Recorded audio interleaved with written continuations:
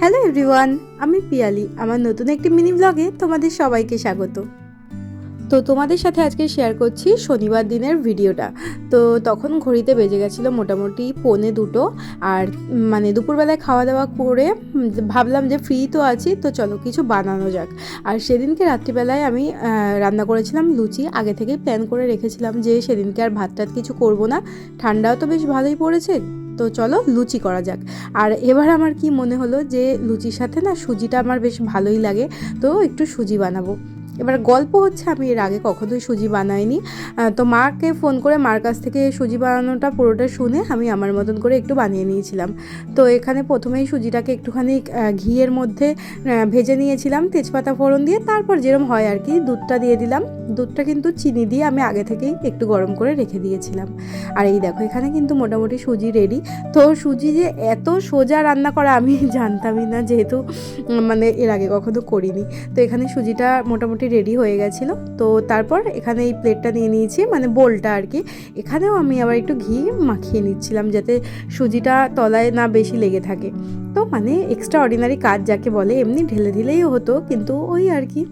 তো তারপর এখানে সুজিটাকে ভালো করে ঢেলে দিয়েছিলাম। আর সেদিনকে না সুজিটা খেতেও বেশ ভালোই হয়েছিল। তারপর এখানে সুজিটা নামিয়ে ঠান্ডা করতে দিয়েছিলাম, আর ওদিকে আমি একটু লুচির জন্য ময়দাটাকে মেখে নিচ্ছিলাম, যেহেতু ফ্রি টাইম ছিল। আর তখন না শুতেও ইচ্ছা করছিল না, ঠান্ডা ঠান্ডা লাগছিলো। আর শীতকালে একবার শুলে না, লেপে তলায় শুলে আর উঠতে ইচ্ছা করে না, আর ঠান্ডাটা বেশি লাগে। ওই জন্য ভাবছিলাম টুকটাক কাজগুলো এগিয়ে রাখি, তাহলে সন্ধ্যেবেলায় তাড়াতাড়ি করে সব কিছু হয়ে যাবে। তো এখানে ময়দার মধ্যে আমি নুন আর ময়ামের জন্য দিয়ে দিয়েছিলাম ঘি আর সাদা তেল। তো তারপর ভালো করে ময়দাটাকে মেখে টেকে রেখে দিয়েছি। আর এই লুচির ওপর আমি যতই ভালোই ঘি মাখাই না কেন, আমার লুচি জীবনেও ঠিকঠাক ফোলে না। তো যাই হোক, এখানে ময়দাটা মেখে টেকে আমি তারপরে গিয়ে ওই 2:45-র দিকে একটু শুয়েছিলাম। আর শোয়া মাত্রই না কারেন্টটা চলে গেছিলো, আর ব্যাস আমার চোখটা লেগে গেছিলো। যেহেতু ঘর অন্ধকার ছিল, তো আমার চোখ লেগে গেছে। ঘুম ভেঙে উঠে দেখছি মোটামুটি 4:45 বাজে। তারপর উঠে একটু ঝটপট করে চা করে নিলাম, আর চাটা খেয়ে আমিও খেলাম, বাবা খেলো, ঠাম্মাকেও দিলাম। তারপর সন্ধ্যেটা দিয়ে দিয়েছিলাম, যেহেতু শীতের সময় সন্ধ্যেটা তো তাড়াতাড়ি হয়ে যায়। আর আমার এদিকে লেগে গেছে একটু ঠান্ডা, জানো না, একটুখানি নাকি নাকি সুরে কথা হয়ে যাচ্ছে। তো যাই হোক, এখানে সুন্দর করে ধুনোগুলো ঘুরিয়ে নিচ্ছি। আর একটু দেরি করেই সেদিনকে রান্নাটা বসিয়েছিলাম, কারণ যেহেতু বাপনের ছুটি হবে, ওর আবার ছুটি হতে একটু দেরি হয়। তো আমি ঠিক করেছিলাম ওকে ফোন করব, যে ওর যখন ছুটি হবে তখনই আমি রান্নাটা বসাবো। তো চলো সারা ঘরে ভালো করে একটু ধুনোগুলো দেখিয়ে দিই। আমার না প্রত্যেক দিন সকালে বিকেলে একটুখানি ধুনো না ঘোরালে হয়ই না। আমার জানি মনে হয় যে কিছু একটা যেন খামতি থেকে গেল।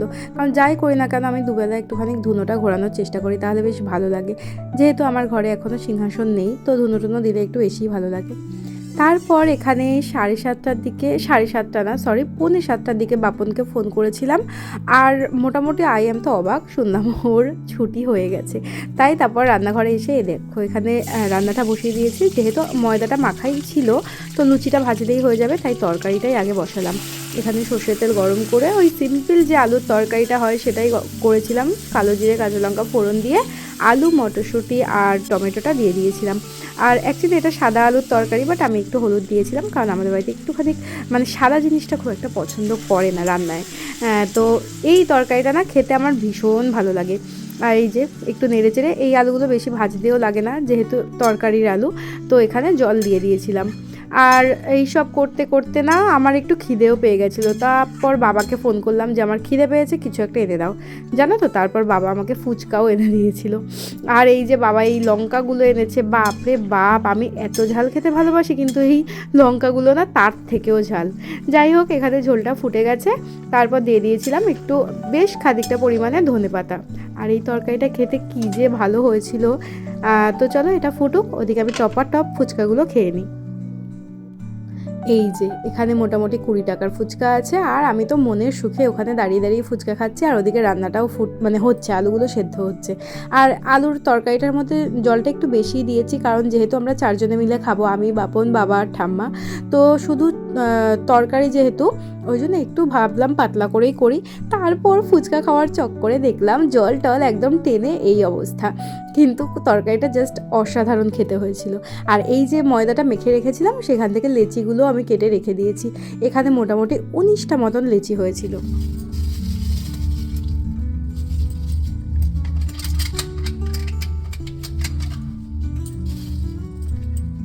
তো বাপন একটু আগে অফিস থেকে এসছে, আসার সময় ও কখনো খালি হাতে আসে না, অফিস থেকে যখনই আসে কিছু না কিছু নিয়ে আসে।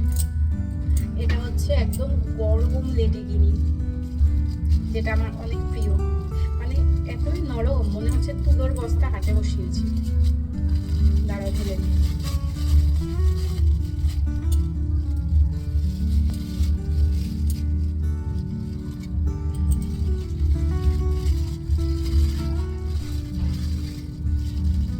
প্রচন্ড গরম, নরম দেখতে কিরকম।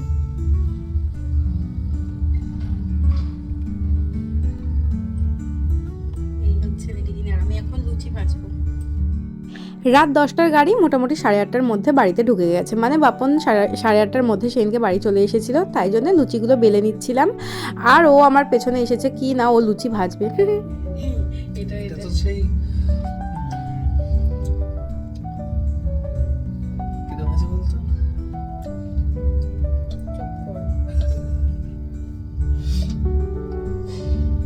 ঠিক আছে নে। আরে বাবা হারা লুচি, তুই এদিকটা একটুখানি এখানটা এসে দাঁড়া না, তাহলে তো ভালো হচ্ছে। বাবা হারা লুচি দাও। বেশি ওটা বলছিস? এই যে 19টা, ঠিক আছে আমি তো দুটো খাবো। এদিকটা আয়।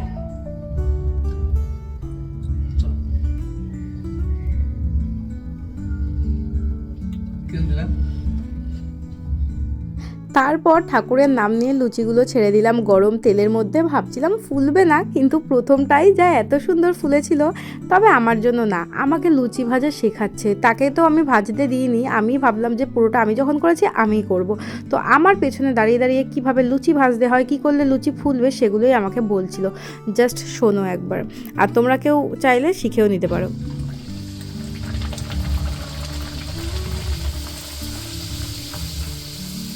তেলের উপরে একটু তেলে ছাকা, হ্যাঁ তাহলে না ফুলে পাবো।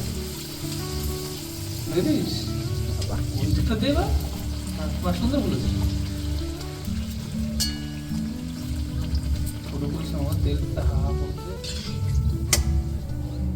এই হচ্ছে আমাদের আজকের ডিনার। কিছু লুচি ফুলেছে, ফোলাগুলো তলায় চলে গেছে, আর সবগুলো চ্যাপ্টা। যাই হোক, এটা হচ্ছে আলুর তরকারি। এখানটায় আছে লেডিগিনি, যেটা একটু আগে বাপন নিয়ে এসেছে, আর এটার মধ্যে আছে সুজি।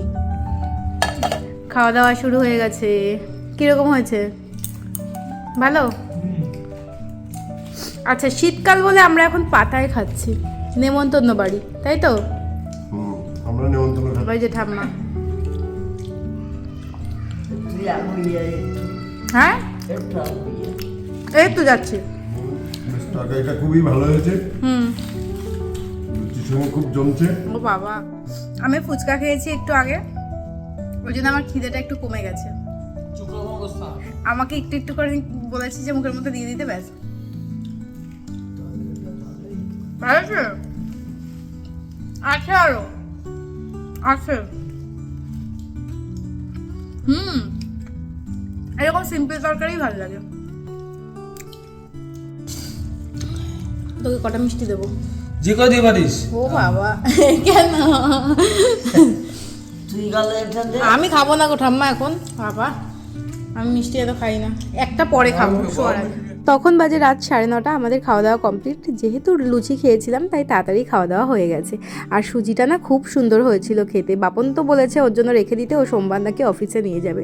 তো চলো, মিনি ব্লগটা আজ এই পর্যন্তই। ভালো লাগলে অবশ্যই একটা লাইক করে দিও। সবাই খুব ভালো থেকো, সুস্থ থেকো। আমি এখানটায় বিছানা ঝাড়ছিলাম, এই যে মানে বিছানা করছিলাম, হাতে ঝাঁটা। আর আরেকজনকে দেখাচ্ছি, দাঁড়াও। আমি যখন বিছানা গোছাই, ওকে কম্বল আর হচ্ছে বালিশগুলো হ্যাঁ ধরতে দিই, মানে যখন আমি বিছানা গোছাই। কিন্তু ও যখন না থাকে, তখন যখন বিছানা গোছাই, তখন কম্বল আর বালিশগুলোকে আমি টুলের ওপর রেখে দিই। ঠিক আছে বাবা, এটা আমার কাজ।